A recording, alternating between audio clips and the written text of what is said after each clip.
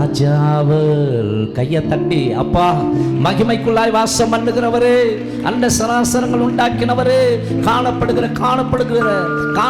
காணப்படாத எல்லாவற்றையும் உண்டாக்கினவரே,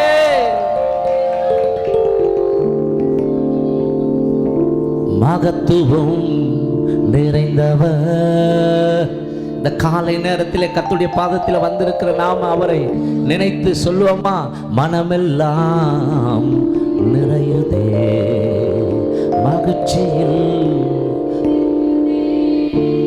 அல்லேலூயா பாடுவேன் நான், அல்லேலூயா பாடுவேன் நான், அல்லேலூயா பாடுவேன் நான், அல்லேலூயா பாடுவேன் நான். பாடல் பாடி மகிழ்வேனே அல்லேலூயா. பாவி என்னை பாடல் பாடி ஆமென் சந்தோஷமா. பாரில் வந்தாரே தந்தாரே அன்பால் மீட்டாரே, பாரில் வந்தாரே தந்தாரே அன்பால் மீட்டாரே.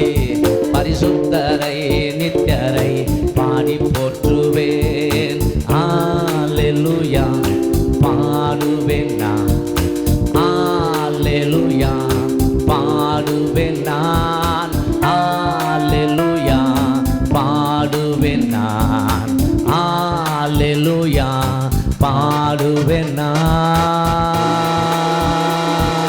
பாடல் பாடி மகிழ்வேனே அல்லேலூயா. பாவி என்னை மீட்டாரே அல்லேலூயா. பாடல் பாடி மகிழ்வேனே அல்லேலூயா. பாவி என்னை மீட்டாரே அல்லேலூயா.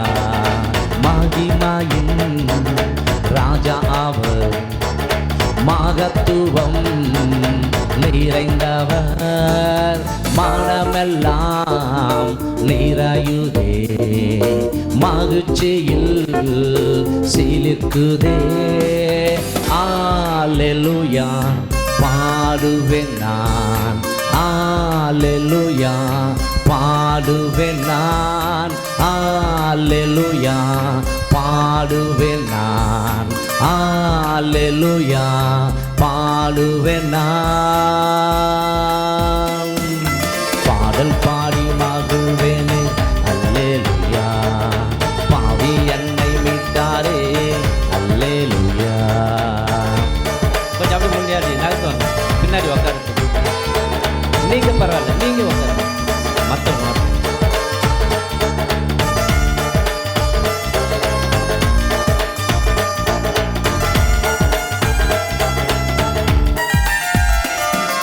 கனிவான மெய்ப்பரவர், கண்மணி போல் காப்பாரவர். கீதங்களால் ஆராதிப்பேன், ஐக்கியத்தில் ஆனந்திப்பேன். அல்லேலூயா பாடுவேன் நான், ஓ அல்லேலூயா பாடுவேன் நான். Praise God. உலகத்திலே உயர்ந்தவராய் வீற்றிருக்கிறவரே, நான் பாடல் பாடி மகிழ்வேனே அல்லேலூயா. பாவி என்னை மீட்டாரே அல்லேலூயா. பாடல் பாடி மகிழ்வேனே அல்லேலூயா. பாடல் அல்லேலூயா. நீதி உள்ள நீதிபர், நாம் ஆராதிக்கிற ஆண்டவருடைய குணாதிசயங்கள். ஒரு நாள் மேகத்தில் மீது வந்திடுவார், நித்தியானந்தமுள்ள வாழ்க்கையை நமக்கு தந்திடுவார்.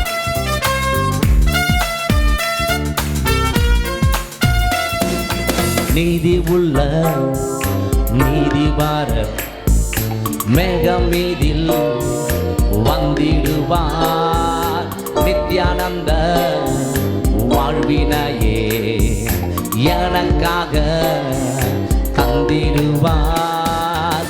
அல்லேலூயா பாடுவேன் நான்,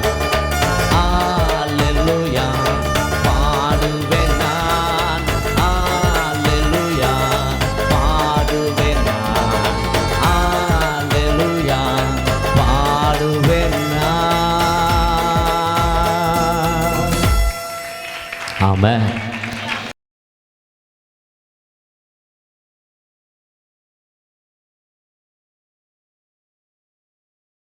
இந்த 7வது மாசத்தில் எந்த வார்த்தையை பிரசங்கிக்க வேண்டும் என்று சொல்லி தேவனுடைய சமூகத்தில் அமர்ந்து நான் செபித்த பொழுது தேவன் எனக்கு உணர்த்தின ஒரு வேத வசனம்தான் நீதிமொழிகள் புஸ்தகம் 4ஆம் அதிகாரம் 23வது வசனம்.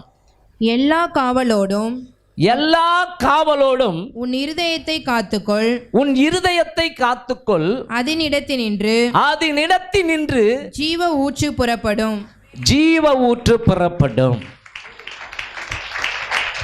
இங்கே கவனிங்க, இந்த வசனத்தை யார் சொல்லுகிறார் என்றால் சாலமோன் தான் சொல்லுகிறார்.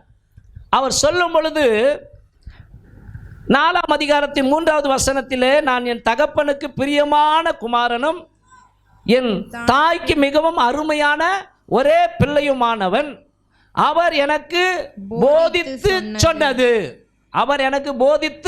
சொன்னது உன் இருதயம் என் வார்த்தைகளை காத்து கொள்ள கடவது, என் கட்டளைகளை கைக்கொள், அப்பொழுது பிழைப்பாய்.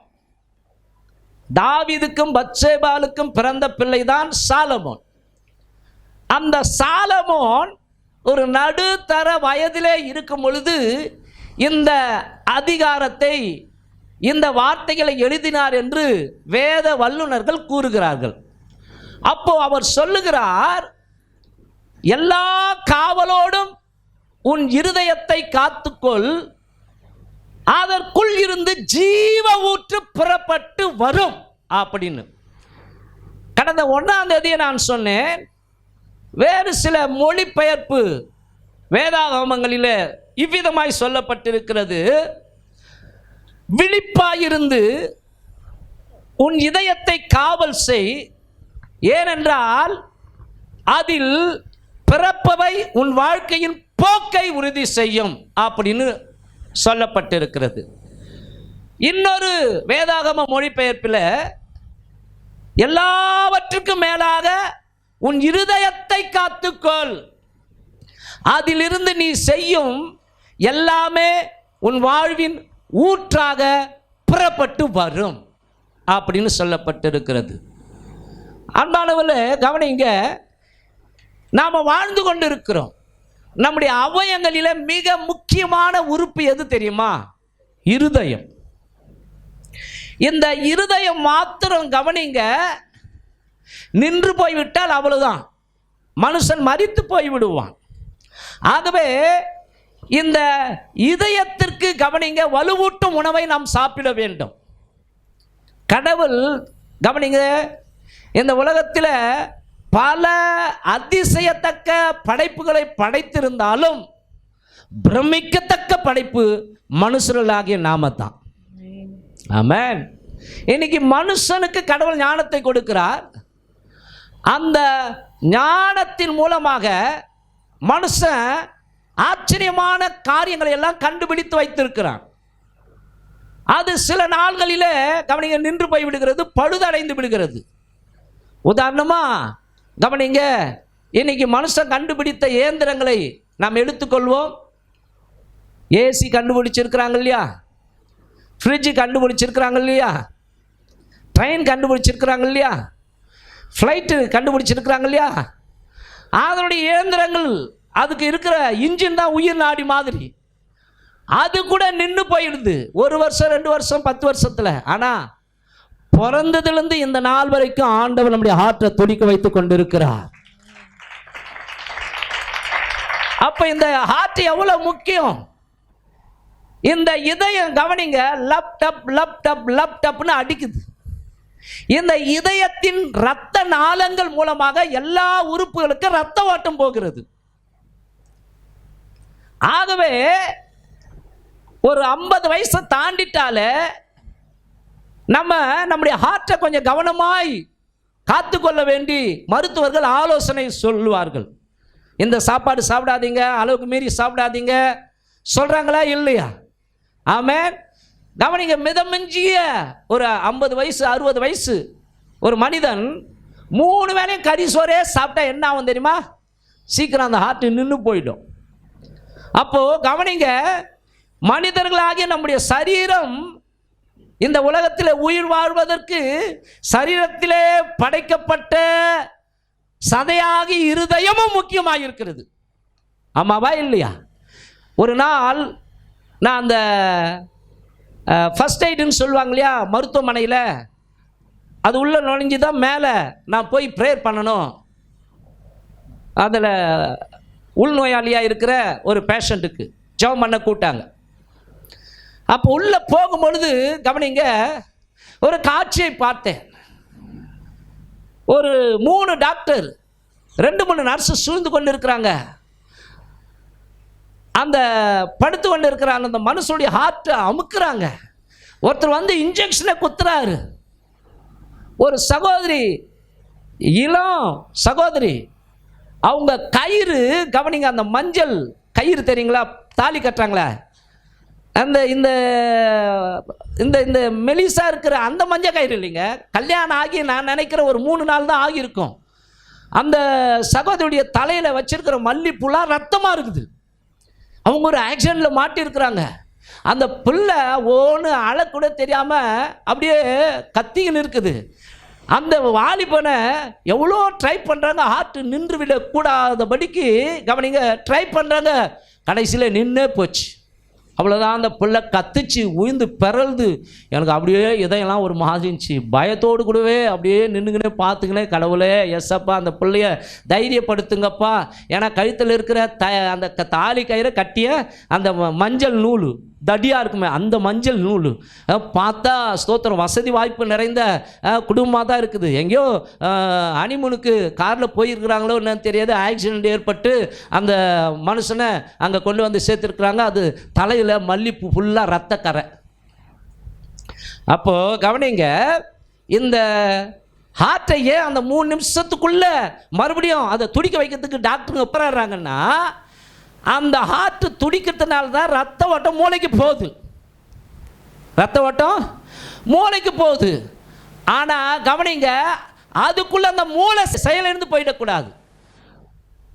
ஒரு பேச்சுக்கு சொல்கிறேன், அதுக்குள்ளே மூளை மரித்து போய் ஒரு 10 நிமிஷத்துக்கு அப்புறம் அந்த ஹார்ட் துடிக்க ஆரம்பிச்சதுன்னா அதுதான் மூளை சாவு.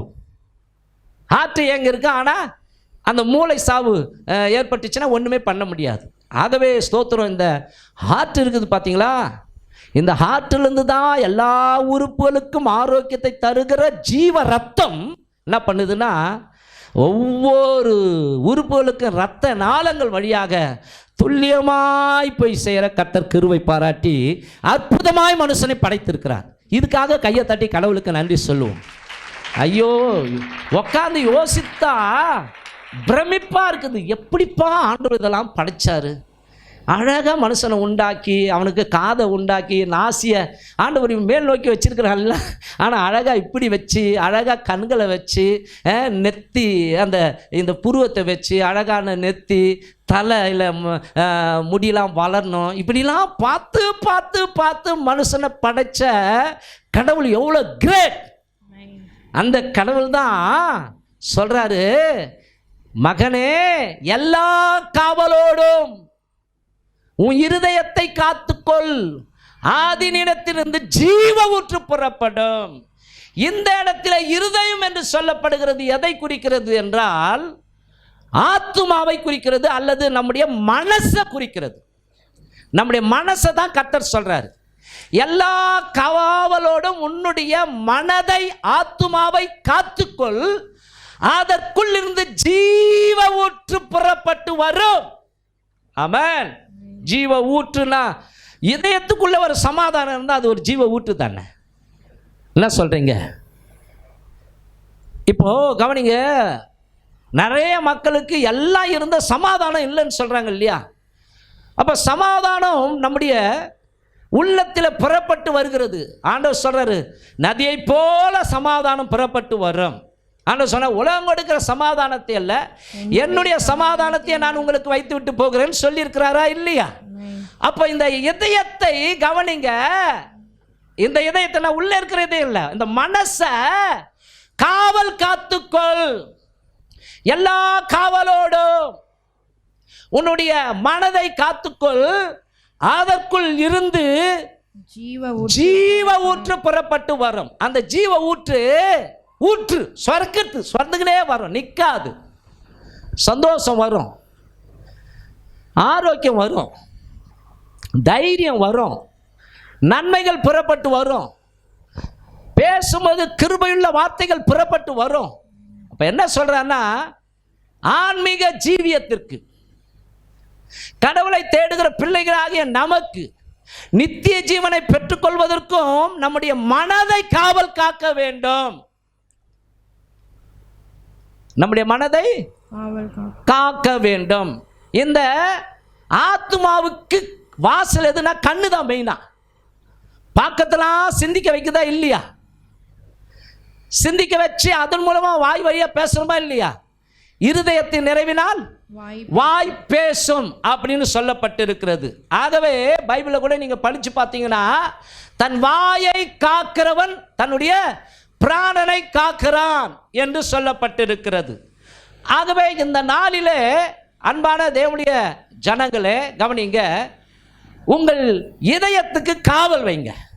உங்கள் இருதயத்திற்கு காவல் வைங்க.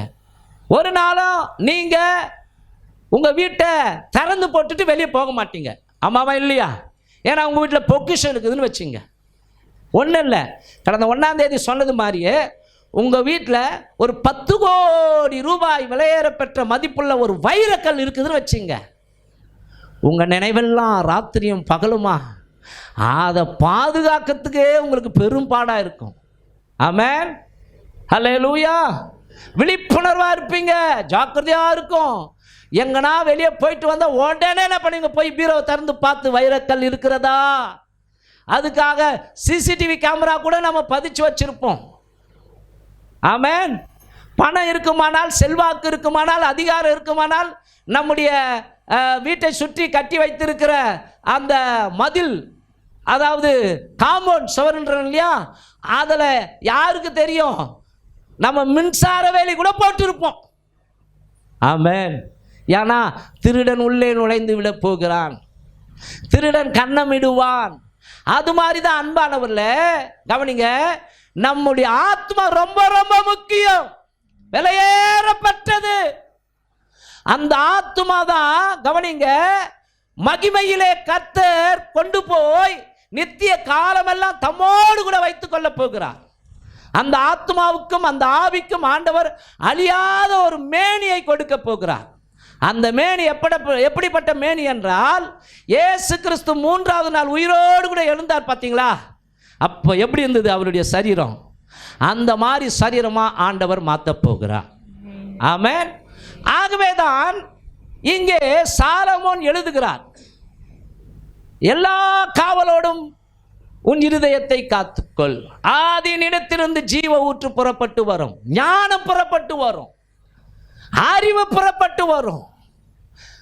அப்படி மடை திறந்த வெள்ளம் போல ஆலோசனைகள் புறப்பட்டு வரும், புத்தி புறப்பட்டு வரும்.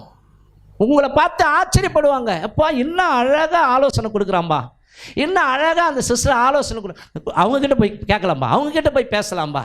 காரணம், அவங்க உள்ளத்தை தேவனுக்கு பிரயோஜனமான வழிகளிலே நடக்க வைத்து தன்னுடைய உள்ளத்தை அவர்கள் வசனங்களினாலே காத்து கொள்ளுகிறார்கள்.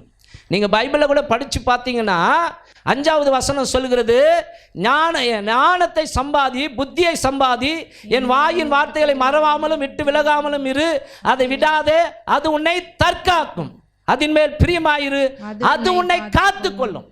இன்னைக்கு எத்தனை பேர் இந்த வேதத்தின் மேலே பிரியமாக இருக்கிறாங்க யோசிச்சு பாருங்க. உலகத்தின் மேலே தான் பிரியமாக இருக்கிறாங்க, உலகத்தின் மேலே, உலகத்திலே உள்ளவைகள் மேலே தான் பிரியமாக இருக்கிறாங்க. ஆனால் பைபிள் சொல்கிறது, என்னுடைய வார்த்தைகளை நேசிக்கிறவர்களுக்கு மிகுந்த சமாதானம் உண்டு. ஆமென். என்னுடைய வார்த்தைகளை கை கொள்ளுகிறவர்களுக்கு மிகுந்த சமாதானம் உண்டு அப்படின்னு சொல்லி இருக்கிறார். கவனிங்க, பச்சை பசேல்னு ஒரு வேப்ப மரம் இருக்குது, பச்சை பசேல்னு கவனிங்க ஒரு புங்க மரம் இருக்குது, பச்சை பசேல்னு கவனிங்க ஒரு பூச மரம் இருக்குது, பூவரச மரம், நல்லா பச்சை பசேல்னு இருக்குது, பார்க்கறதுக்கு ஓகே. ஆனால் உள்ள ஒரு பூச்சி ஏதாவது வேற அரிச்சிச்சின்னு வச்சுங்களா, அவ்வளோதான், அது பலனெல்லாம் இழந்து போகும். ஒரு காத்தடிச்சா போதும், தொபால்னு சாஞ்சி போகும். அது மாதிரி தான் அன்பானவர்ல நம்முடைய மனசுக்குள்ள தேவையில்லாத உலகத்தின் பூச்சிகள் உள்ளே நம்ம இடம் கொடுக்க கூடாது. தேவையற்ற கண்ட நாய்கள், கண்ட பூச்சிகள், இதெல்லாம் ஒரு பிசாசுக்கு அடையாளமாக இருக்கிறது. அவைகள் நம்முடைய மனசுக்குள்ள புகுந்துட்டா போதும், அவ்வளவுதான், போச்சு, இருக்கிற நிம்மதியே போயிடும். ஆமாவா இல்லையா? ஆகவே சாலமன் அழகா எழுதுகிறார். எழுதிட்ட மனுஷன் கடைசியில் அவரும் பின்வாங்கி போயிடுறார். ஆகவே தான் அவர் நடுத்தர வயசாக இருக்கும் பொழுது தான் இந்த காரியத்தை சொல்லுகிறார் என்று ஆய்வாளர்கள் சொல்லுகிறார்கள். ஓகே, கவனிங்க, நம்முடைய பைபிளில் அநேக இடங்களிலே இதயத்தை குறித்தும் அதனுடைய செயல்பாட்டை குறித்தும் சொல்லப்பட்டிருக்கிறதை பார்க்க முடியும், நீங்கள் பைபிளை படிக்கிறவர்களாக இருந்தால். பைபிளில் இருதயம் அப்படின்னு சொல்லப்பட்டிருக்கிற காரியம் ஒரு உருவக நிலையிலேயே குறிப்பிட்டிருக்கிறது. அதாவது அங்கிருந்து தான் ஆளுமை, அங்கிருந்து தான் ஆன்மீக வாழ்க்கைக்குண்டான எல்லா காரியமும் புறப்பட்டு வருகிறது. ஆகவே ஆன்மீக வாழ்க்கைக்கு, பக்தியுள்ள வாழ்க்கைக்கு இருதயமே முக்கிய பகுதியாய் நிகழ்கிறது. அந்த இருதயத்துக்குள்ளிருந்து தான் அறிவு, உணர்வு, சித்தம், மனசாட்சி ஆகியவை புறப்பட்டு வருகிற இடமாக இதயம் இருக்கிறது. அதை தான் ஆத்மான்னு சொல்கிறோம், அதை தான் கவனிங்க மனசுன்னு சொல்கிறோம். அப்போ இந்த மனசை குறித்து அல்லது இந்த இருதயத்தை குறித்து நம்முடைய பரிசுத்த வேதாகமத்தில் கூறுகிற சில காரியங்களை முதலாவது நம்ம படிக்கலாம். முதலாவது, தேவனுடைய பார்வையில் அவர் நம்முடைய உருவத்தை, முகத்தை பார்க்கவில்லை, நம்முடைய இருதயத்தை பார்க்கிறார். நம்முடைய புற தோற்றத்தை பார்த்து மயங்கி விடுகிறவர் அல்ல ஆண்டவர். நம்முடைய இருதயத்தை பார்த்து மதிப்பீடு செய்கிறவர் தான் நம்முடைய கர்த்தர். இஸ்ரவேலுக்கு ராஜாவாக வாட்டம் சாட்டமான ஒரு மனுஷன் இருந்தான், அவன் பெயர் சவுல். ஆனால் அவன் தேவனுக்கு பிரியமில்லாத காரியங்களை செய்தபடினால தேவனுடைய இருதயமே வெசனப்பட்டு இஸ்ரவேல் ராஜாவா இருந்த அந்த சவுலை கட்ட தள்ளினார். அவன் மேல் இருந்த கிருபையை எடுத்தார். ஆடுகளை மேய்த்து கொண்டிருந்த ஈசாயின் கடைசி மகனாகிய அந்த தாவீதை சாமுவேல் மூலமாக சொல்றாரு, ஈசாயின் மகன்களில் ஒருவனாக இருக்கிற ஒருத்தனை பேர் சொல்லல ஆண்டவர், தாவீதுன்னு சொல்லல, ஆனா ஒருத்தனை தெரிந்து கொண்டேன், அவனை போய் நீ அபிஷேகம் பண்ண, அவன் தான் இந்த நாட்டுக்கு ராஜா அப்படின்னு உடனே ஈசாயின் அந்த வீட்டுக்கு இந்த சாமுவேல் என்கிற தீர்க்கதரிசி போறார். அவர் தான் ராஜாவை ஏற்படுத்தணும். தைல கொம்புல அபிஷேகத்தை எண்ணெயை கொண்டு போய் தலைமையில ஊத்தினா எல்லாருடைய பார்வை, எல்லா ஜனங்களும் பார்க்கும்போது நான் இன்று முதல் இந்த இஸ்ரவேல் நாட்டுக்கு இந்த மகனை ராஜாவாய் ஏற்படுத்துகிறேன்னா அவர் தான் ராஜா. அப்போ சாமுவேல் சொல்றாரு, நான் எப்படி செய்வேன் ஆண்டவரே, கொஞ்சம் சவுண்ட் வைப்பான், நான் எப்படி செய்வேன் ஆண்டவரே, இந்த சவுலுக்கு தெரிஞ்ச என்னை கொண்டு போடுவானே, இந்த சவுலுக்கு தெரிஞ்ச என்னை கொன்று போடுவானே அப்படின்னு சொல்லும் பொழுது, நீ பலிவிருந்து நிறைவேற்ற போகிறேன்னு செய் போ அப்படின்றார். ஆகவே இஸ்ரவேலின் பிரபுக்களை, இஸ்ரவேலின் சமஸ்த கோத்திரங்களை எல்லாம் கூப்பிட்டு ஈசாயின் குடும்பத்தை வர வச்சு, உன் பிள்ளைங்களை வர சொல்லு, உன் பிள்ளைங்களை ஒருவனை கர்த்தர் தெரிந்து கொண்டார் அப்படின்னு சொல்லி என்ன பண்றாருன்னா வர சொல்றாரு. அப்போ முதல்ல ஒரு மனுஷன் வரான், எலியாப். எலியாப் என்ன பேருமா? எலியாப். அவர்கள் வந்தபோது அவன் எலியாபை பார்த்த உடனே கர்த்தரால் அபிஷேகம் பண்ணப்படுபவன் இவன்தான் ஆக்கும் என்றான். கவனிங்க, முகத்தை பார்க்கிறான், வாட்டஞ்சாட்டமா இருக்கிறான், வளர்ச்சியை பார்க்கிறான். ஆகவே கர்த்தரால் அபிஷேகம் பண்ணப்படுபவன் இவன்தான் ஆக்கும் என்றான். கர்த்தர் சாமுவேலை நோக்கி நீ இவனுடைய முகத்தையும் இவனுடைய சரீர வளர்ச்சியையும் பார்க்க வேண்டாம். நான் நான் இவனை புறக்கணித்தேன், மனுஷர் பார்க்கிறபடி நான் பாரேன், மனுஷன் பார்க்கிறபடி நான் பாரேன், மனுஷன் முகத்தை பார்ப்பான், கர்த்தரோ இருதயத்தை பார்க்கிறார் என்றார். ஆமென். அங்கே சொல்லப்பட்டிருக்கிறதா, கர்த்தரோ இருதயத்தை பார்க்கிறார். அப்ப இங்க உட்கார்ந்து இருக்கிற அன்பானவர்களே, ஆண்டவர் உங்கள் இருதயத்தை பார்க்கிறார். ஆண்டவர் உங்களுடைய மனசை பார்க்கிறார். ஆகவே அந்த மனம் தீட்டுப்படுத்தாதபடிக்கு, அந்த மனம் தீட்டுப்படாதபடிக்கு, அந்த மனம் உலக பாவ காரியங்களினாலே, உலகத்தின் அசுத்தங்களினாலே கரைப்படாதபடிக்கு காத்துக்கொள்ள வேண்டும். உங்கள் கண்களுக்கு கலிக்கம் போட வேண்டும். யோபு சொல்றாரு, என் கண்களோட உடன்படிக்கை பண்ணின நான் ஒரு கன்னிகையின் மேல் நினைவாயிருப்பது எப்படி? ஆமென். உன் கண்ணு நல்லதா இருந்தா உன் சரீரம் முழுவதும் நல்லதா இருக்கும். உன் கண்ணு கெட்டதா இருந்தா உன் சரீரம் முழுவதும் கெட்டு போயிடும், உன் உள்ளமா கெட்டு போயிடும்னு பைபிள் சொல்கிறது. ஆகவே இங்கே பார்க்கும்போது ஆண்டவர் இருதயத்தை தான் பார்க்கிறேன் என்று சொல்லுகிறார். இரண்டாவதாகவும் பைபிளில் நீங்க ஒரு காரியத்தை பார்க்கும் பொழுது, ஆண்டவர் ஒவ்வொரு பிள்ளையுடைய இருதயத்தையும் சோதித்து பார்த்து பலன் அளிக்கிறார். ஒவ்வொரு பிள்ளைகளுடைய இருதயத்தையும் சோதித்து பார்த்து அவர் பலன் கொடுக்கிற தெய்வமாய் இருக்கிறார். எரேமியா புஸ்தகம் 17ஆம் அதிகாரம் 9-10 வசனங்களை வாசிக்கும் பொழுது அங்கே படிக்கிறோம், எல்லாவற்றை பார்க்கிலும் இருதயமே திருக்குள்ளதும் மகா கேடுள்ளதுமாய் இருக்கிறது, அதை அறியத்தக்கவன் யார்? கர்த்தராகிய நானே ஒவ்வொருவனுக்கும் அவனவன் வழிகளுக்கும் செய்கைகளின் பலன்களுக்கும் தக்கதை கொடுக்கும்படி, ஒவ்வொருடைய வழிகளுக்கும் அவன் செய்கிற செயல்கள் வழிகள் செயல்கள் இதெல்லாம் பார்க்கிறார் ஆண்டவர். இதெல்லாம் பார்த்து இவன் ஓகே, இவன் ஹார்ட், இவன் மனசு சுத்தமா இருக்குது, இவன் சிந்தை சுத்தமா இருக்குது, இவனுடைய வழிகள் நேர் வழிகள், இவனுடைய வழிகள் சுத்தமானதா இருக்குதுன்னு பார்த்து இருதயத்தை ஆராய்கிறவரும் உள்ளி திரியங்களை சோதித்தறிகிறவருமாய் இருக்கிறேன். கவனிங்க, சோதித்து அறிந்து பலனை கொடுக்கிறார். ஏங்க நம்மளுக்கு டிலே ஆகுதுன்னா கவனிங்க, நம்மளை ஒருவேளை டெஸ்ட் பண்ணுவார். ஆமென். டெஸ்ட் பண்ணுவார். கொடுக்குற வரைக்கும் இவன் சுத்தமாக இருப்பான், கொடுக்குற வரைக்கும் சர்ச்சுக்கு வருவான், கொடுக்குற வரைக்கும் இல்லை இவன் வெயிட் பண்ணுறானா பார்க்கலாம். யோபு போல அதிகமாக தன்னுடைய மனதை எனக்கு கொடுக்கிறவனாக இருக்கிறானா, எனக்கு கொடுக்கிற மகளாக இருக்கிறாளா பார்ப்போம். யாருக்கு தெரியும்? கர்த்தர் நம்முடைய உள்ளான இருதயங்களை சோதித்து அறிகிறவராக இருக்கிறார். பிசாசன் டார்கெட் வைப்பது இருதயத்தை தான், மனசை தான். கவனிங்க, இயேசு கிறிஸ்து 12 சீஷர்களை உருவாக்கினார். ஆமாவா இல்லையா? அந்த 12 பேர்ல கவனிங்க, யூதாஸ் என்பவன் தன்னுடைய இருதயத்திலே சாத்தானுடைய ஆசைகளுக்கு இச்சைகளுக்கு இடம் கொடுத்தான். சாத்தான் யூதாசுக்குள் புகுந்தான் என்று வசனம் வருகிறது.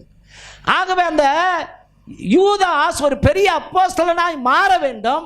ஆனால் யூதாசுக்குள்ளாக பொருளாசை அல்லது பண ஆசை என்கிற இச்சை வந்ததினாலே அவன் ஒரு பெரிய ஊழியக்காரனாய் வர வேண்டும்.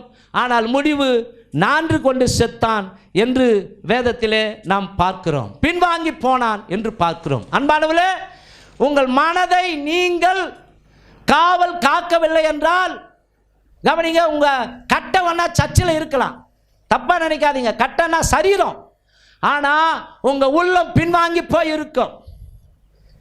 நாய் கக்கினதை மறுபடியும் தின்பது போல நீங்கள் மறுபடியும் பழைய சுபாவங்களை உடைய மனிதர்களாய் மாறி போவீர்கள். ஆகவே இருதயத்தை காத்துக்கொள்ள வேண்டும். ஆமென். இன்றைக்கு நாம் படிக்க போகிற செய்திக்கு தலைப்பு, எல்லாவற்றை பார்க்கிறோம் இருதயத்தை நாம் சுத்தமாய் காத்துக்கொள்ள வேண்டும். எல்லா காவலோடும் உன் இருதயத்தை காத்துக்கொள். எல்லா காவலோடும் உன் இருதயத்தை காத்துக்கொள்.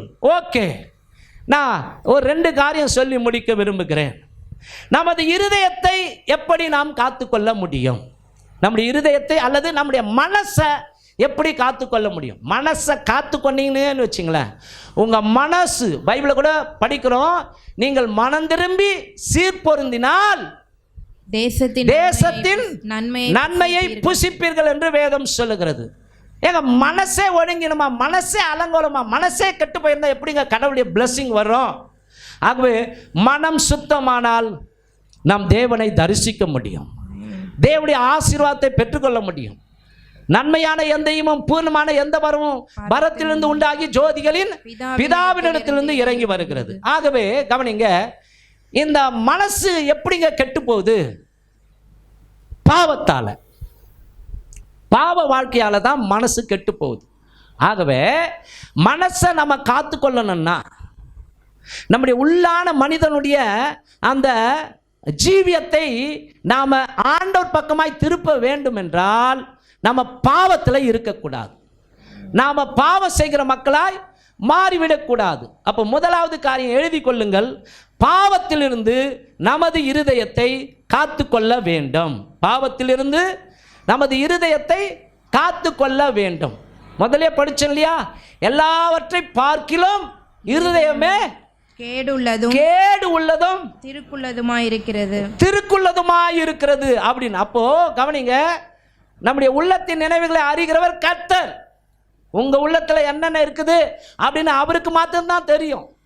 நான் என் பொண்டாட்டிக்கு மறைச்சிடலாம், பிள்ளைகளுக்கு மறைச்சிடலாம், ஆனா படைச்சவருக்கு மறைக்கவே முடியாது. ஆமாம். ஆகவே என் உள்ளத்துல குறுநி அழுக்க வைத்துக்கொண்டு, என் உள்ளம் சுத்தமா இல்லாம கசப்பை வைத்துக்கொண்டு, பாவ சிந்தனைகளில் என் சிந்தனை உயர்ந்து கொண்டு, தேவனுக்கு பிரியமான காரியங்களில் நான் ஈடுபடாமல், நான் எவ்வளோதான் கத்தினாலும் என் ஜபம் கேட்கப்படாது, நான் வார கணக்கில் உபவாசம் இருந்தாலும் என் உபவாசம் விருதா வேஸ்டா போயிடும். ஆமென். ஆகவே பாவத்திலிருந்து நம்முடைய மனதை நாம் காத்துக்கொள்ள வேண்டும். 1 பேதுரு புஸ்தகம் 1ஆம் அதிகாரம் 14வது வசனத்திலிருந்து 16வது வசனத்தை வாசிக்கும் பொழுது அங்க பேதுரு ஒரு அட்வைஸ் கொடுக்கிறார். நீங்கள் முன்னே ரட்சிக்கப்படுவதற்கு முன்னே உங்கள் அறியாமையினாலே கொண்டிருந்த இச்சைகளின்படி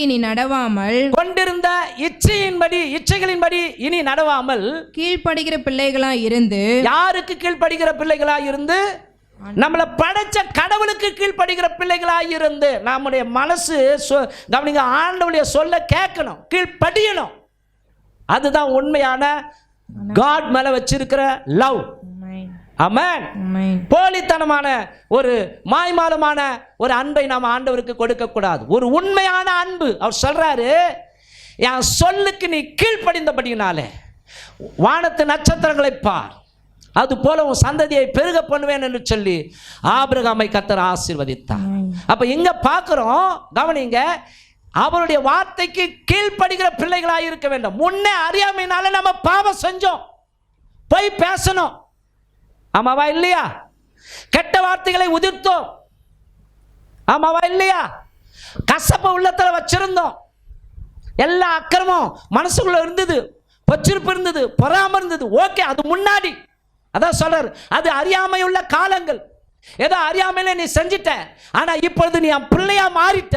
இப்போ என் வார்த்தைகளுக்கு நீ கீழ்ப்படிந்து உங்களை அழைத்தவர் பரிசுத்தராய் இருக்கிறது போல, கவனிக்கணும், நம்மை அழைத்தவர் பரிசுத்தராய் இருக்கிறது போல நீங்களும் உங்கள் நடக்கைகள் எல்லாவற்றிலேயும் பரிசுத்தராய் இருங்கள்.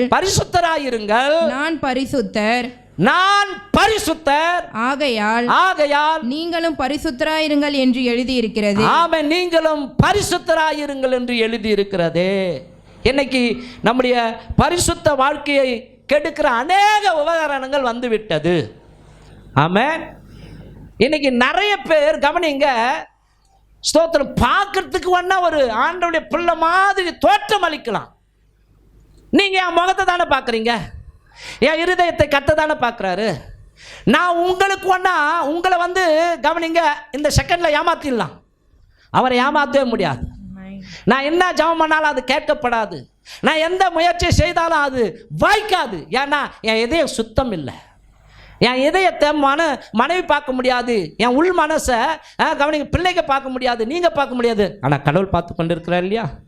அப்போ இன்னைக்கு கெடுக்கிற உபகரணங்கள் நிறைய வந்து விட்டது. அப்போ எதுக்கு முக்கியத்துவம் கொடுக்கிறோம்? உன் பொக்கிஷம் எங்கேயோ உன் இருதயம் அங்கே தான் இருக்கு.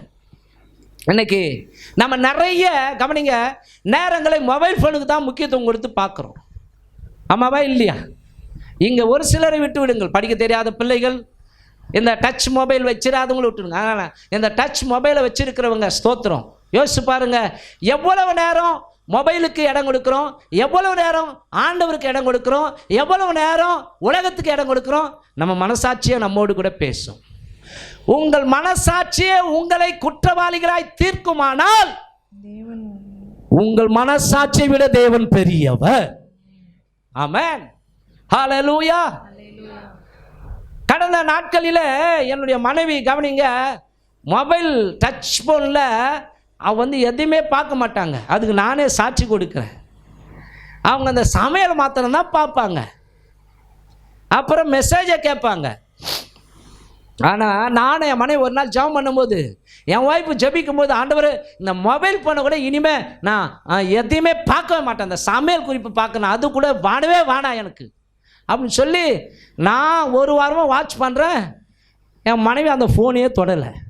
ஃபோன் வந்தால் அட்டன் பண்ணுறாங்க, ஃபோன் போட்டு பேசுகிறாங்க, அதை தவிர வேறு எதையுமே பார்க்கல. அப்போ என் உள்மனம் சொல்லுது, அப்பா நம்ம மனைவிக்கும் மேலே நம்ம என்ன பண்ணோம், ஆண்டவருக்கு ஒரு பொருத்தனையை கொடுத்து நாம் அந்த மொபைலில் நிறைய நேரம் இனிமேல் நேரத்தை செலவிடக்கூடாது. எனக்கு ஒரு எச்சரிக்கை பல்பு அடிக்குது. பார்த்தியா உன் மண்டாட்டியை, பார்த்தியா எவ்வளோ வைராக்கியமாக இருக்கிறாங்க, போனே நானும் பார்த்துக்கினே இருக்கிறேன். அதாவது அந்த யூடியூப்லாம் போய் அந்த மெசேஜ் கேட்கறது கூட இல்லை. எந்த மெசேஜ்? கடவுளுடைய செய்திகள், அது கூட வேண்டாம். பைபிளை படிக்கிறது, ஆவிக்குரிய புஸ்தகத்தை படிக்கிறது, இப்படி. அப்போது நமக்கு ஒரு பல்ப் அடிக்குது. உன் மனைவியே இப்படி இருக்கும் பொழுது ஊழியக்காரனாக இருக்கிற நீ அதை விட 2 மடங்காய் மாற வேண்டும். ஆமாம், நமக்கு ஒரு மனசாட்சி குத்துது. இந்த அம்மா மொபைல், ஆனால் கவனிங்க, நம்ம வாட்ஸ்அப் அனுப்புகிறாங்க, அதை அனுப்பி திருப்பி வரலன்னா, நான் அனுப்பியிருக்கத்தை நீங்கள் பார்க்கவே இல்லையே பாஸ்டர் அப்படின்றா என்ன பண்ணுறாங்க, கோச்சிக்கிறாங்க. அது எப்படி அவங்க கண்டுபிடிக்கிறாங்க? டபுள் டிக் அடிக்குமா, ப்ளூ ஆகும், அதுக்காவது பார்க்கணும், இல்லைன்னா என்ன ஆகுது? அப்போல்லாம் ஒரு வெறுப்பாக இது, எதுக்கு இந்த யூடியூப்பு, எதுக்கு இந்த எனக்கு எதுக்குடா யூடியூப்லாம் நம்ம போய் இது மெசேஜை அப்லோட் பண்ணணும், இதுக்காக தானே நம்ம அதெல்லாம் ரொம்ப நேரம் வச்சுக்கின்னு யூஸ் பண்ண வேண்டியதாக இருக்குது. எல்லாத்தையும் விட்டுலாமான்னா கூட யோசிக்க வேண்டிய தோணுது நம்ம மனசுக்குள்ளே. ஏன்னா நம்முடைய நேரங்கள் திருடப்படுகிறது. எத்தனை பேர் ஒத்துக்கணும் இங்கே? ஆமென். அதான் சொல்லப்பட்டிருக்கல, உன் மனசு பொக்கிஷம் எங்கேயோ அங்கே தான் உன் இருதயம். ஒரு பேச்சுக்கு சொல்கிறேன், உங்களெலாம் உதாரணம் வைக்க முடியாது. என்னைய நான் ஒரு பொண்ணை லவ் பண்ணுறேன்னு வச்சுங்க, பாஸ்டர் 50 வயசு ஆயிடுச்சு, கற்பனைக்குமா, கற்பனைக்கு கவனிங்க, ஒரு பொண்ணை லவ் பண்ணுறேன்னு வச்சுங்க, என் வாலிப வயசில் ஒரு பேச்சுக்கு சொல்கிறேன், என் மனசுலாம் 24 மணி நேரமும் என்ன தெரியுமா இருக்குங்களோ, அந்த பொண்ணு மேலேயே தான் இருக்கும். கவனிங்க, என்னை கூப்பிடுவாங்க, எனக்கு தெரியாது. கவனிங்க, எப்பா நான் கூட எனக்கு கேட்காது, என்ன இவன் பரம பிடிச்ச மாதிரியே என்ன யோசிச்சு பாருங்க. இது மாதிரி தான் பைபிள் சொல்கிறது, துன்மார்க்குடைய ஆலோசனை நடவாமலும், பாவிகளுடைய வழியில் நில்லாமலும், பரியாசக்கார உட்கார இடத்துல உட்காராமலும், கர்த்தருடைய வேதத்திலே பிரியமாயிருந்து, அதுதான் நம்முடைய அன்பு தெய்வம் மணவாளன் நமக்கு எழுதி கொடுத்த லவ் லெட்டர். விசுவாசிக்கிறவங்க கையை தட்டி ஆமா. ஏங்க லவ் லெட்டர் அப்படின்னு சொன்னால் அது தப்பாக இருக்கும். லெட்டருக்கு தமிழில் சொல்லணும்னா கடிதம், லவ்வுக்கு தமிழில் சொல்லணும்னா அன்பு, அப்படி தானே? அன்பு கடிதம் இந்த பைபிள். ஆகதான் ஒரு பரிசுத்தவான் இதை படிக்கும் போதெல்லாம் முத்தம் குத்துட்டு முழங்காலியே படிக்கிறாராம். ஆமென். அப்போ என்ன சொல்கிறாரு? இரவும் பகலும் இதையே வார்த்தைகளையே நினைத்து கொண்டு தன் மனதை காத்து கொள்ளுகிறவன் பாக்கியவான், அவன் செய்வதெல்லாம் வாய்க்கும். நம்ம தொடர்றதே கிடையாது. பைபிளில் துட்டை வைப்போம், பைபிளில் சீப்பை வைப்போம், பைபிளில் பேனா வைப்போம், பைபிளில் சைட் பண்ண வைப்போம், ஆனால் அதை எடுத்து படிக்கிறதுக்கு மனசே வராது. எப்போ எடுப்பாத்தாட? ஞாயிற்றுக்கிழமை காலையில் 5 மணிக்கு அல்லது 5:30 மணிக்கு எழுந்து, ஏன்னா இன்றைக்கி ஞாயிற்றுக்கிழமை சர்ச்சுக்கு போகணும். சர்ச்சுக்கு பைபிள் இல்லாமல் கூட போவேன். அந்த பாஸ்ட் ஏதாவது பார்த்தா ஏதாவது சொல்ல ஆரம்பிப்பார். ஆகவே என்ன பண்ணலாம், நம்ம பைபிளோடு இல்லைங்க அன்பானவர்களே. எந்த நேரமும் நம்முடைய சிந்தையிலே வசனங்கள் ரீங்காரமிடுமானால் நம்முடைய மனசுக்குள் இருந்து ஜீவ ஊற்று பொங்கி வரும். ஆமென். ஒரு தைரியம் வரும் பாருங்க, ஏன்னா வசனத்தின்படி நடப்பதினால. பைபிள் சொல்லுகிறது, மத்தேயு 5:8 நினைக்கிறேன், இதயத்திலே சுத்தமுள்ளவர்கள் பாக்கியவான்கள், அவர்கள் தேவனை தரிசிப்பார்கள். ஆமாங்க, இங்க சுத்தம் இருந்தாதாங்க நம்ம தெய்வத்தை தரிசிக்க முடியும், பார்க்க முடியும். ஒன்று சொல்லட்டுங்களா, ஆண்டவரை பார்க்க எத்தனை பேருக்கு ஆசை? இங்கேயே பார்க்கலாம், தத்ரூபமா பார்க்கலாம், தரிசனத்தில் பார்க்கலாம். ஆனா இதயத்தில் சுத்தம் வேண்டும். ஆனா நம்ம தேவனை பார்க்க கூடாதபடிக்கு நம்முடைய மனசை குப்பையாக்குறவன் சாத்தான். நம்முடைய மனசுல கவனிங்க, கொண்டு வந்து குப்பையை கொட்டான். நம்ம தலைக்கு மேல பறக்கிற பறவையாத நம்ம தடுக்க முடியாது. ஆனா உட்கார ஒரு நாளை இடம் கொடுக்க கூடாது, உட்கார்ந்து கூடு கட்ட இடம் கொடுக்க கூடாது, உட்கார்ந்து உட்கார்ந்து முட்டை இடம் கொடுக்க கூடாது, குஞ்சு பறிக்க இடம் கொடுக்க கூடாது. அதுதான் டேஞ்சர்.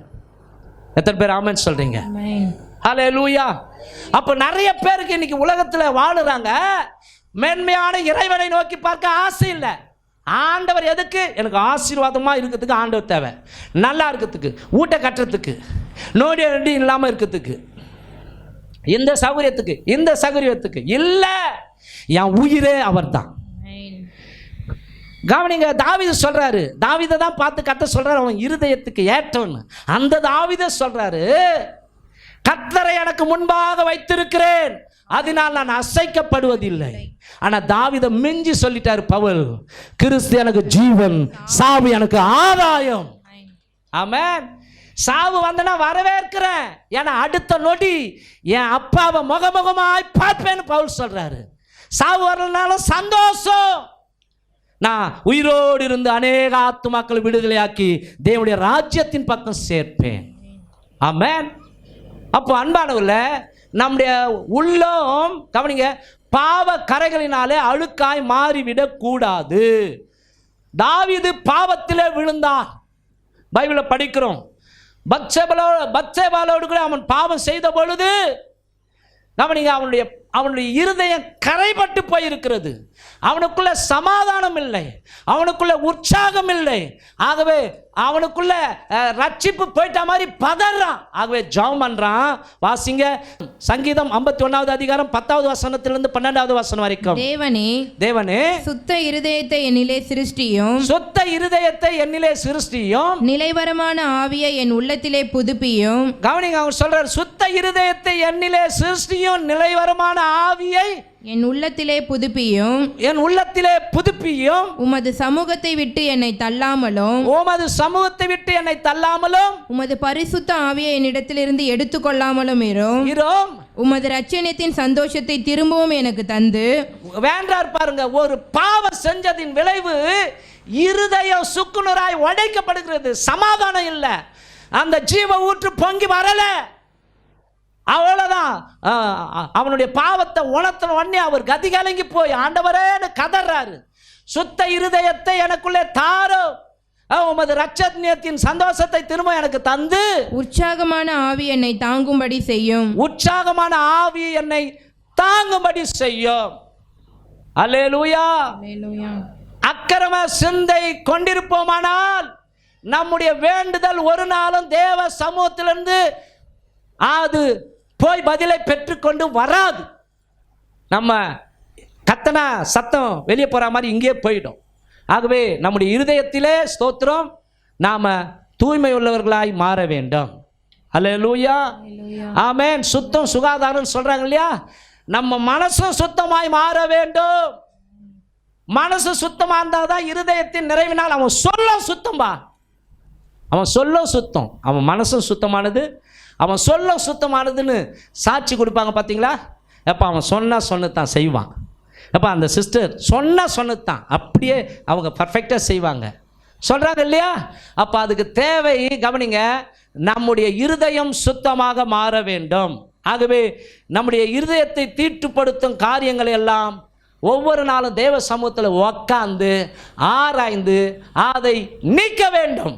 தாவீது இப்படி ஜெபம் பண்றார், தேவனே என்னை ஆராய்ந்து என் இருதயத்தை அறிந்து கொள்ளும், என்னை சோதித்து என் சிந்தனைகளை அறிந்து கொள்ளும், வேதனை உண்டாக்கும் வழி என்னிடத்தில் உண்டோ என்று பார்த்து நித்திய வழிக்கு நேராய் என்னை நடத்தும் அப்படின்னு சொல்றாரு. ஆகவே அன்பானவர்களே, இப்படிப்பட்ட ஒரு வாழ்க்கை வாழ்வதற்கு பரிசுத்த ஆவியானவர் தேவை. ஆமென். ஏன்னா அவர் வந்துதான் பாவத்தை குறித்தும் நீதியை குறித்தும் நியாய தீர்ப்பை குறித்தும் கண்டித்து உணர்த்துவார் அப்படின்னு சொல்லப்பட்டிருக்கிறது. ஆமென். இன்று உங்களை பரிசுத்தம் பண்ணுங்கள், நாளைக்கு கர்த்தர் உங்கள் நடுவிலே அற்புதங்களை செய்வார் அப்படின்னு வேதத்தில் வாசிக்கிறோம். இன்னொரு வசனம் சங்கீதக்காரன் சொல்லும் பொழுது சங்கீதம் 119:11 சொல்லுகிறார்.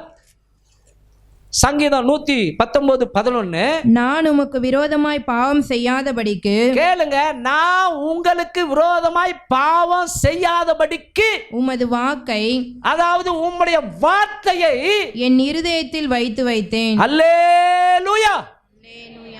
உம்முடைய வார்த்தையை என் இருதயத்தில் வைத்து வைத்தேன்.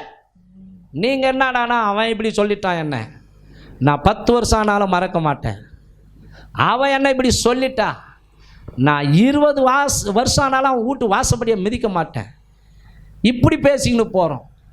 ஆண்டவர் என்ன சொல்கிறான்னா, டே என் வார்த்தையும் உன் இருதயத்தில் வைடா, கசப்பு ஆட்டோமேட்டிக்காக மறந்து விலகி ஓடும். அல்லேலூயா. கனம் பண்ணுவதில் முந்தி கொள்ளுங்கள் பைபிள் சொல்கிறது. பார்த்தா நம்ம சைடு வாங்கி போகிறோம்.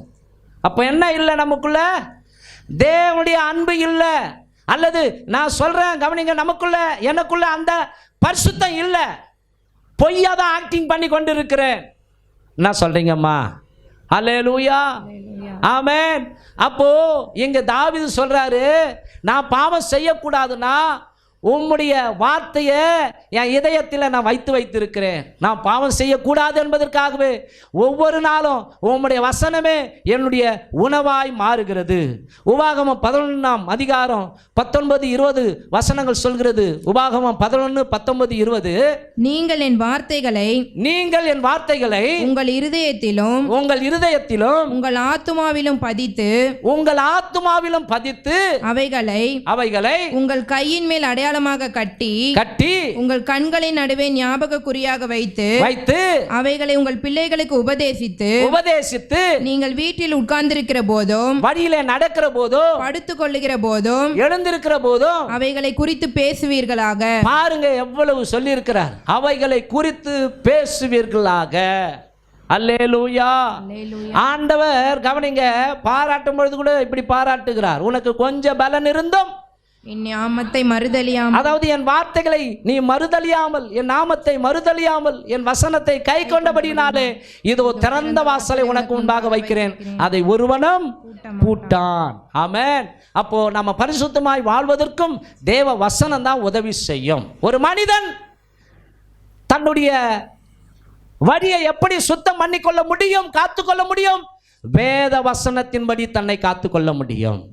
அல்லேலூயா. ஆமென். ஆகவே உங்கள் இருதயத்தில் வேத வசனத்தை அனுப்புங்கள். வேத வசனத்தை அனுப்பி ஜபத்தில் உட்கார்ந்து அதை அறிக்கையிடுங்கள். அல்லாமலும் நம்முடைய நம்பிக்கையை அறிக்கையிடுகிறதில் அசைவில்லாமல் உறுதியாயிருக்க கடவோம். வாக்கு தத்தம் பண்ணினவர் உண்மை உள்ளவராய் இருக்கிறார். ஆமென். அந்த வாக்கை நம்பி நாம ஜெபிக்கலாமே, கர்த்தர் நன்மை செய்வாரே. ஆகவே ஸ்தோத்திரம். நம்முடைய ஆத்துமாவை எப்படிங்க காவல் காப்பதுன்னா, ஊம்பேலம் யாம்பேலம் வேலைக்காகாது. நமக்கு பரிசுத்த ஆவியான ஒரு ஹெல்ப் தேவை. அந்த பரிசுத்த ஆவியான உள்ளத்துக்குள்ளே வருவாரானால் அவர் நம்மை எதுக்கு நேராய் நடத்துவார்னா, வேதத்துக்கு நேராய் தான் நடத்துவார். வேத வசனங்களுக்கு நேராய் நடத்துவார். வேத வசனங்களின்படி கீழ்ப்படிய வைப்பார். அல்லேலூயா. இரண்டாவது ஒரு காரியம், கவலையிலிருந்து நம்முடைய இருதயத்தை காத்துக்கொள்ள வேண்டும். நான் 6 பாயிண்ட் எடுத்தாந்தேன், ஆனால் திருவிருந்த ஆராதனை 2 கூட நான் முடித்து விடுகிறேன். கவலையிலிருந்து நமது இருதயத்தை காத்துக்கொள்ள வேண்டும். நீதிமொழிகள் புஸ்தகம் 12ஆம் அதிகாரம் 25வது வசனம். மனுஷனுடைய இருதயத்தில் உள்ள கவலை, மனுஷனுடைய இருதயத்தில் உள்ள கவலை அதை ஒடுக்கும். நீங்க இருதயத்தை கவலை ஒடுக்கும். நல்வார்த்தையோ, நல்ல வார்த்தையோ அதை மகிழ்ச்சியாக்கும். அதை மகிழ்ச்சியாக்கும். ஆமென். ஒரு டாக்டர் கிட்ட போறேன், எனக்கு சாதாரண ஒரு வயிற்று வலி. டாக்டர் கிட்ட போகிறதுக்கு முன்னாடி இங்கே வயிற்று வலின்னு சொல்கிறேன். பக்கத்து விட்டு ஒரு சகோதரர், எப்பா இது மாதிரி தான் வயிற்று வலின்னு சொன்ன டேவிட் என்ன தெரியுமா, அசால்ட்டாக இருந்துட்டான், கேன்சராக மாறிச்சு தெரியுமா அவனுக்கு அப்படின்னா எப்படி ஆகும் எனக்கு, எப்படி ஆகும் எனக்கு? ஐயோ, உடனே நான் டாக்டர்கிட்ட போனோம். இப்போ டாக்டர் எனக்கு தெய்வம் மாதிரி தெரிவார். டாக்டர் அவர் என்னை படுக்க வைக்கிறாரு. எங்கே வலிக்குது, இங்கெல்லாம் வலிக்குதா, அப்படியா எல்லாம் பரிசோதிக்கிறாரு. வச்சுட்டு இப்போ அவருடைய வாயிலிருந்து வார்த்தை அப்படியே எனக்கு தெரியுமா, அப்படியே நல்ல வார்த்தை சொன்னால் அமிர்த மாதிரி. பைபிள் ஒன்றும் இல்லைன்னா அவ்வளோதான். ஆனால் ஹார்ட் என்னப்பா அதிகமாக அடிக்கிற மாதிரி இருக்குது. உடனே என்ன ஆகும் எனக்கு? இப்போ நம்ம டாக்டர் போய் பார்க்க போனாலே அந்த சில பிள்ளைங்களுக்கு அந்த இன்ஜெக்ஷனு, அந்த ஸ்டெதாஸ்கோப்பு அதெல்லாம் பார்த்தோன்னே இதை என்ன ஆகும், ஸ்பீடாக அடிக்கிற மாதிரி தான் இருக்கும். அப்போது டாக்டர் அறையில் போகிறேன்னு வச்சிங்களேன், டாக்டர் படுக்க வைக்கிறாரு, பரிசோதிக்கிறாரு.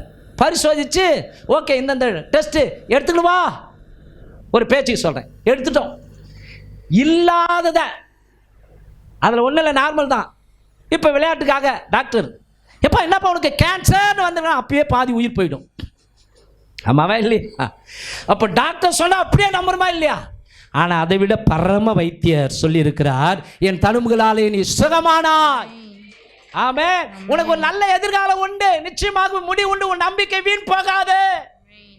நீ ஒன்றுக்கும் கவலைப்படாமல் எல்லாவற்றையும் குறித்து ஸ்தோத்திரத்தோடு கூடிய உன் விண்ணப்பத்தையும் உன்னுடைய வேண்டுதலையும் எனக்கு தெரியப்படுத்து. எல்லா புத்திக்கும் மேலான தேவ சமாதானம் உன் இதயத்தை ஆண்டு கொள்ளுன்னு சொல்லியிருக்கிறார். அப்போ பைபிளில் இங்கே படிக்கிறோம், கவனிங்க, மனுஷனுடைய இருதயத்தில் உள்ள கவலை அதை ஒடுக்கும். கவலை இன்னைக்கு அநேகரை கட்டி போட்டு வச்சிருக்கு.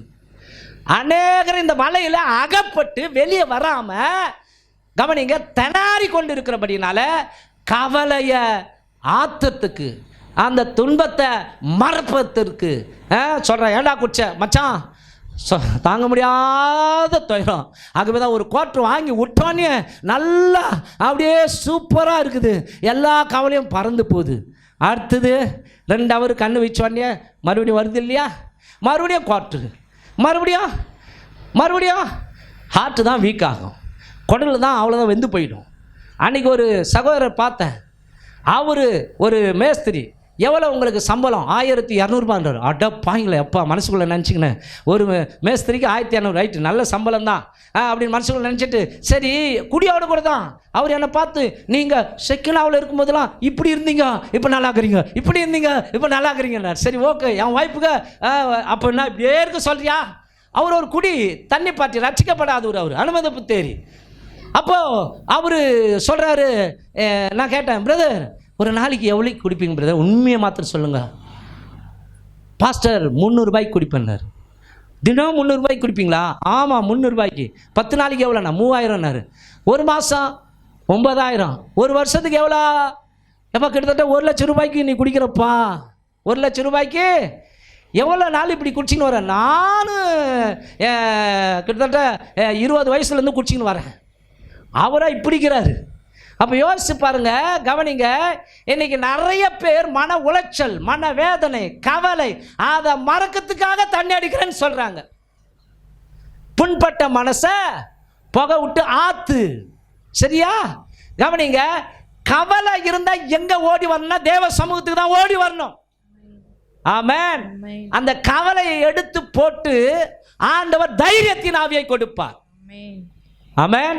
பைபிளில் படிக்கிறோம், அவர் நமக்கு பயமுள்ள ஆவியை கொடாமல் அன்பும் பலமும் தெளிந்த புத்தியுமுள்ள ஆவியை கொடுத்திருக்கிறார். ஏன் நம்ம கவலைப்படணும்? நம்முடைய தலையில் இருக்கிற மயிரெல்லாம் எண்ணப்பட்டு இருக்கிறது. ஆமென். 3 பிள்ளை அவர் தானே கொடுத்தாரு, 4 பிள்ளை அவர் தானே கொடுத்தாரு. இதுவரைக்கும் வழக்கு உதவி செய்தவர். அவர் கல்யாணம் பண்ணி வைக்க மாட்டாரா? நாம எங்க கவலைப்பட்டு சாவணும்? அல்லேலூயா. சிருஷ்டித்தவர் நமக்கான ஒரு வரைபடத்தை வைத்திருக்கிறார். நீங்களும் நானும் நல்வழியில போக வேண்டும், நல்வார்த்தைகளை கேட்க வேண்டும். அந்த நல்ல வார்த்தை பைபிள் தாங்க. அந்த நல்ல வார்த்தை பைபிள் தான். கவனிங்க, ஒரு வீட்டில் பிரதிஷ்டை ஆராதனை. அந்த வீட்டுக்குள்ள ஒரு சகோதரி நுழைஞ்சாங்களாம். அந்த சகோதரிக்கு அந்த வீட்டு ஓனர் அம்மாவுக்கும் அவங்க ஃப்ரெண்டு. அந்த சகோதரி நுழைவதற்கு முன்பாக இந்த சகோதரி வீட்டு பிரதிஷ்டைக்கு அழைச்சிருக்கிறாங்க.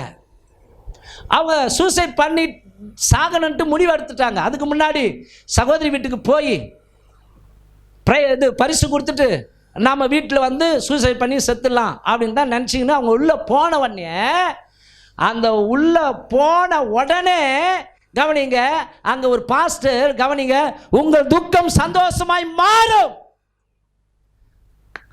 ஆண்டவர் உங்கள் கவலைகளை விசாரிக்கிறவராக இருக்கிறபடினால உங்கள் கவலைகள் எல்லாம் அவன் மேல வைத்து விடுங்கள், அவரால் முடியாத காரியம் ஒன்றுமே இல்லை. இதை கேட்டாங்களாம் பாருங்க, அப்படியே கண்ணுலேருந்து பலபலன்னு தண்ணி ஊற்றுதான், உட்கார ஆரம்பிச்சிட்டாங்களாம். அங்கே வசனத்தை கேட்க கேட்க கேட்க தைரியமான வார்த்தை, நல்ல வார்த்தை, தேவனுடைய வாயிலிருந்து புறப்பட்டு வருகிற அந்த வார்த்தை என்ன பண்ணுச்சுன்னா அவங்க இதயத்தில் போய் தைரியத்தை கொடுத்து தற்கொலை எண்ணத்தை மாற்ற வைத்தது. வீட்டுக்கு போனாங்க, வாங்கி வச்சுருந்த அந்த விஷ மருந்தெல்லாம் தூக்கி உடச்சி ஊற்றி வேஸ்ட் ஆக்கிட்டு மறுநாள் ஞாயிற்றுக்கிழமை போனாங்க. சர்ச்சில் ஆராதனையில் பங்கு கொண்டாங்க, கர்த்தருடைய வார்த்தையை கேட்டாங்க. நான் வாரம் வாரம் போக போக போக கவனிங்க, அவங்க பிரச்சனைகள், கடன் பிரச்சனைகள் எல்லாம் மாறினது. இன்னைக்கு 2 வீட்டுக்கு ஓனராக அவங்க மாறி இருக்கிறார்கள். அல்லேலூயா. நல்வார்த்தையோ என்ன பண்ணோம்? மகிழ்ச்சியை கொடுக்கும். அந்த நல் வார்த்தை தேவனுடைய வார்த்தை தவிர இந்த உலகத்தில் எதுவுமே நல்ல வார்த்தை கிடையாது. ஆமென், ஆமென், அல்லேலூயா. இந்த உலகத்தில் சொல்லுங்க பார்க்கலாம், நீங்க நல் வார்த்தை தேவனை தவிர யாருன்னா சொல்ல முடியுமா? உங்கள் இருதயம் கலங்காது இருப்பதாக, தேவனிடத்தில் விசுவாசமாயிருங்கள், என்னிடத்தில் விசுவாசமாயிருங்கள், நான் உங்களை திக்கற்ற பிள்ளைகளாய் ஒரு நாள் விட மாட்டேன் சொன்னாரா இல்லையா? உங்கள் இருதயம் பயப்படவும் கலங்கவும் வேண்டாம், நான் உங்களுக்கு சொன்னதை நிறைவேற்றுவேன் என்று என் ஜீவன் பேரில் ஆணையிடுகிறேன். இப்படிலாம் வாக்கு தத்தம் கொடுத்திருக்கிறாரு, இப்படிலாம் வார்த்தை கொடுத்திருக்கிறாரு. அப்போ கவனிங்க, இந்த கவலைப்படுவதனால் எவன் தன்னுடைய உடம்புல ஒரு முழத்தை கூட்ட முடியும் என்று பைபிள் சொல்கிறது. ஆமாவா இல்லையா? கவலை ஒரு மனிதனை முன்னேறி செல்வதற்கு கவனிங்க, அது விடவே விடாது, அவனை அதே இடத்துல தான் உட்கார வச்சிருக்கும். ஆமென். அடுத்த ஒரு நகருக்குள்ளாக அது விடவே விடாது, அப்படியே கட்டி வச்சிருக்கும். எலும்பு சீயோனை எலும்பு, உன் வல்லமையை தரித்துக்கொள். தேவனுடைய வார்த்தை நோக்கி வருகிறது, பெற்றுக்கொள், வல்லமையை தரித்துக்கொள், எழுந்திரு. ஆண்டவரை நம்பி ஒரு அடி எடுத்து வை, மீதி அத்தனை அடிகளையும் கர்த்தர் உனக்காக எடுத்து வைப்பார். ஆமென். நீ அறியாதது உனக்கு எட்டாததுமான பெரிய காரியங்களை செய்வார். அவரால் செய்யக்கூடாத காரியம் இந்த உலகத்தில் ஒன்றுமே இல்லை. ஆமென், ஹல்லேலூயா. ஆகவே அன்பானவர்களே, இந்த கவலை இதயத்தை ஒடுக்குகிறது. ஆகவே நம்முடைய வாழ்க்கையிலே கவலைகள் நேரிடும் போது ஒரு நாளும் கவனிங்க, அதை இருதயத்தில் வைத்து விடக்கூடாது. அது நம்முடைய ஆவிக்குரிய ஜீவியத்தை கொன்றுவிடும். ஆகவேதான் அழகா பவுல் எழுதி வச்சிருக்கிறாரு. இதை படித்து நம்ம முடிக்கலாம். 1 பேதுரு புஸ்தகம் 5ஆம் அதிகாரம் 7வது வசனம். அவர் உங்களை விசாரிக்கிறவரானபடியால் உங்கள் கவலைகளை எல்லாம் அவர் மேல் வைத்து விடுங்கள். உங்கள் கவலைகளை எல்லாம் அவர் மேல் வைத்து விடுங்கள். எத்தனை பேருக்கு கவலை இருக்குது? அந்த கவலையெல்லாம் இங்கே வச்சுட்டு போயிடுங்க. அவர்கிட்ட சொல்லுங்க, அப்பா வார்த்தை வந்துச்சு, கவலை உங்கள் மேலே வச்சிடுறேன். எதிர்கால பயம் வருது, அதை உங்கள் மேலே வச்சிடுறேன். என் பொண்ணு கல்யாணம் நடக்கணும், வயசு ஏறிக்கினே போச்சு, மற்றவங்களாம் என்ன பேசுவாங்க எனக்கு தெரியாது, உங்கள் மேலே வச்சுட்டு போகிறேன், நீங்கள் தான் பார்த்துக்கணும், எனக்கு தெரியாது. சொல்லாமா? ஆமென். உரிமை இருக்குதா இல்லையா? ஏங்க, அவர் நம்முடைய அப்பாங்க, நாம் அவருடைய பிள்ளை. அவருடைய நாமத்தின் மேல் விசுவாசம் உள்ளவர்களாய் அவரை ஏற்றுக்கொண்டவர்கள் எத்தனை பேர்கள், அத்தனை பேர்களை தேவனுடைய பிள்ளைகளாக படிக்க அதிகாரம் கொடுக்கிறேன். அப்போ சொல்லலாம், அப்பா எனக்கு தெரியாது, நான் அழமாட்டேன், நீங்கள் அப்பா, நான் வைக்கப்பட்டா நீங்கள் வைக்கப்பட்ட மாதிரி உரிமையாக பேசலாம் இல்லையா? ஆமாம், என் பிள்ளைக்கு இவ்வளோ வயசு ஆகி போயிடுச்சு, என் பிள்ளைய குறித்து எவனும் அக்கறை பண்ணல, ஆனால் நீங்கள் இருக்கிறீங்க அப்பா, நான் கவலைப்பட மாட்டேன். நான் கவலைப்பட மாட்டேன், உங்கள் மேலே வச்சுட்டேன். இனி என் மூஞ்ச துக்க முகமாலாம் நான் வச்சுக்க மாட்டேன். அல்லேலூயா, ஆமென். அண்ணால் அப்படி தானே போனாங்க. எனக்கு தெரியாதுப்பா மலடி அப்படின்ற அந்த அவ பெயரை நீங்கள் நீக்கணும். உங்கள் சமூகத்தில் வச்சுட்டேன், என் கண்ணீரை ஊற்றிட்டேன், அவ்வளோதான். எனக்கு தெரியாது, நீ தான் என் அப்பா. இப்போது கவனிங்க, என் பொண்ணுக்காக என் பிள்ளைக்காக கவனிங்க, நான் தான் என்ன பண்ணுவேன், கவலைப்பட்டு கொண்டு இருக்கிறேன். அதுங்க ஜாலியாக சுற்றின்னு தான் இருக்குதுங்க. சோத்திரம். நான் தான் கவலைப்பட்டு கொண்டு இருக்கிறேன். ஆமென். பெற்றோர்கள் பிள்ளைகளுக்காக கவலைப்படுறோமா இல்லையா? அப்போ நம்மை பெற்றெடுத்தவர் நம்முடைய பரம தகப்பன். நம்முடைய காரியங்களை அவள் மேலே வச்சுடுவோம். என் பிள்ளைக்கு ஏதாவது செய்யணும், ஐயோ அது சோர்ந்துடக்கூடாது, அது நொந்து போயிடக்கூடாது, என் பிள்ளை இதுக்கு மேலே சோதனையை தாங்காது. ஆகவே இந்த பிள்ளைக்கு இன்னைக்கு இறங்கி ஒரு அற்புதம் செய்யணும், இன்னைக்கு ஒரு வாசலை திறக்கணும், ஆமாம் இன்னைக்கு கஷ்டங்களை நீக்கணும். அவர் தீர்மானம் செய்வார். என் பிள்ளை என்னையே அண்டி கொண்டு இருக்கிறது, என் பிள்ளை என்னையே நம்பி கொண்டு இருக்குது, என் பிள்ளை மலை மாதிரி என்னையே நம்பி கொண்டு இருக்கிறது. அதுக்கு ஒரு அற்புதம் செய்யணும். இறங்கி வந்து செய்வாரா, செய்ய மாட்டாரா? ஹல்லேலூயா, ஆமென். ஆகவே ஸ்தோத்திரம். கவலையை நாம் சுமக்கிறதுனால கவனிங்க, உண்மையாகவே சரீர பிரகாரமாக கவலையை நாம் மனசுக்குள்ளே வச்சிருக்க நம்முடைய ஹார்ட்டு பலவீனமாகுமா? இல்லாத நோயெல்லாம் வரும். கவலை அதிகமாக சுகர் அதிகமாகும். ஆமென். ஆகவே அந்த கவலையை அவர் மேலே வச்சுட்டு, எனக்கு தெரியாதுப்பா, இந்த பூமியில் வருவதற்கு நீங்கள் தான் காரணம். என்ன இந்த பூமியில் என் தாயோ தகப்பனோ பெற்றெடுக்க முதல் காரணம் நீங்கள் தான். ஆகவே உங்களை பார்த்து கேட்க எனக்கு உரிமை உண்டு. நான் உங்கள் ரத்தத்தால் கழுவப்பட்ட பிள்ளை, நான் பிள்ளை, நீங்கள் எனக்கு அப்பா. ஆகவே என் கவலையெல்லாம் உங்கள் மேலே வச்சுட்டேன். நீங்கள் தான்பா செய்யணும்னா நிச்சயமாக அப்பா செய்வார். அல்லேலூயா, ஆமென். ஆகவே உங்கள் கவலை எத்தனை கிலோவோ தெரியாது, அந்த கவலையெல்லாம் இங்கேயே இறக்கி வச்சுட்டு போங்க. அப்பா இந்த மாதத்தில் உங்கள் உள்ளத்திலிருந்து ஜீவ ஊற்று புறப்பட ஆண்டவர் உதவி செய்வார். அல்லேலூயா. நிச்சயமாகவே எல்லா பிரச்சனைகளுக்கும் முடிவு உண்டுமா? நீ எதிர்பார்த்திருக்கிற முடிவை நான் உனக்கு கொடுக்கும்படிக்கு உன் பேரில் நினைத்திருக்கிற நினைவுகளை அறிவேன், அது தீமைக்கல்ல சமாதானத்துக்கு ஏதுவானவைகளே. ஆகவே ஸ்தோத்திரம். இருதயத்தை எப்படி காத்துக்கொள்ள முடியும்? கவனிங்க, ஃபர்ஸ்ட் காரியம் சொன்னேன், இருதயத்தை எப்படி காத்துக்கொள்ள முடியும்? முதல் காரியம் சொன்னேன், பரிசுத்தமாய் வாழும் பொழுது, பாவத்திலிருந்து விலகி வந்து பாவம் செய்யாதபடிக்கு தேவனுடைய வார்த்தையை இருதயத்தில் வைத்து பரிசுத்தமாய் வாழும் பொழுது இருதயத்தை காத்துக்கொள்ள முடியும். ரெண்டாவது, கவலை நாம் படக்கூடாது. கவலை எடுத்து அப்பா மேலே வச்சுட்டு, அவர் என்னை விசாரிக்கிறவர், என் கண்ணீரெல்லாம் அவருடைய துருத்தியில் போய் விழுகிறது, என் கண்ணீருக்கு அவர் பலன் கொடுப்பான்னு சொல்லி நம்ம விசுவாசமாக தைரியமாக தொடர்ந்து தேவனை பின்பற்றும் பொழுது நிச்சயமாகவே நமக்கு நடக்க வேண்டிய நல்ல காரியங்களை அவர் நடத்தி நிறைவேற்றி முடிப்பார். எத்தனை பேர் நம்புறீங்க, விசுவாசிக்கிறீங்க? எழுந்து நிற்கலாமா? உங்கள் துக்கம் சந்தோஷமாய் நிச்சயமாய் மாறும்.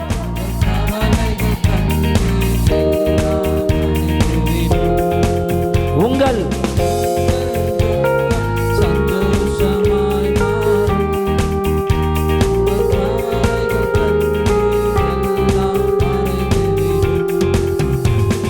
கடந்ததை நினைத்து கலங்காதே, நடந்ததை மறந்து விடு.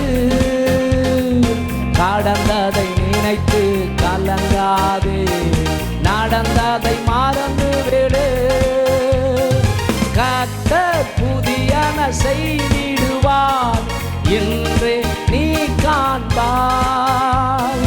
கர்த்தர் புதியன செய்திடுவார், இன்று நீ காண்பாய். சொல்லுங்க, இன்று நான் காண்பேன், கலங்கிடவே மாட்டேன், கலங்கிடவே மாட்டேன். இயேசு எனக்கு உண்டு, இயேசு உயிரோடு கூட இருக்கிறார். எங்கள் துக்கம் சந்தோஷமாய் மாறும், எங்கள் கவலைகள் கண்ணீர் எல்லாம் மறைந்துவிடும். எங்கள் துக்கம் சந்தோஷமாய் மாறும், நிச்சயமாய் மாறும். எங்கள் கவலைகள் கண்ணீர் எல்லாம் மறைந்து விடும்.